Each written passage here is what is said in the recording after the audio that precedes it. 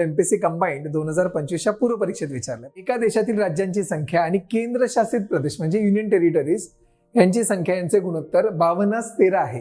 त्या देशातील राज्यांची संख्या केंद्रशासित प्रदेशाच्या संख्येपेक्षा किती टक्क्यांनी जास्त आहे? काय करायचं बघा अशा प्रश्नांमध्ये. राज्यांची संख्या म्हणजे राज्य हे किती असणार? तर 52 आहेत ना, आपण ऍज इट इज 52 ठेवूया, कारण गुणोत्तरावरून पर्सेंटेज मध्ये जायचंय. काही जण 52x येतात, काही गरज नाहीये. आणि केंद्रशासित प्रदेश म्हणजे युनियन टेरिटरीज किती आहेत? ते आहेत 13. बघा इथे दिलेलं आहे. विचारलंय काय? राज्यांची संख्या केंद्रशासित प्रदेशाच्या संख्येपेक्षा किती टक्क्यांनी जास्त आहे?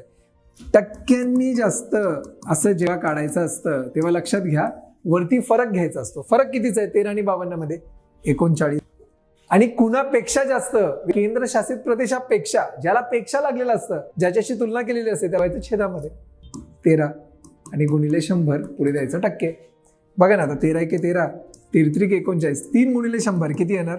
300%. म्हणजे 300% जास्त आहे. ऑप्शन बघा ना, कुठलाच ऑप्शन क्लोज पण नाहीये त्याची, म्हणून हा प्रश्न चुकलेला आहे. प्रश्न चांगला फ्रेम केला होता, ऑप्शन्स मध्ये त्यांनी जरा गडबड केली. पण लक्षात ठेवा अशा स्वरूपाचा प्रश्न आत्ता चुकवलाय, पुढे अशा प्रकारचा प्रश्न विचारला जाऊ शकतो म्हणून हा प्रश्न घेतलेला आहे. व्हिडिओ आवडल्यास नक्की लाईक करा.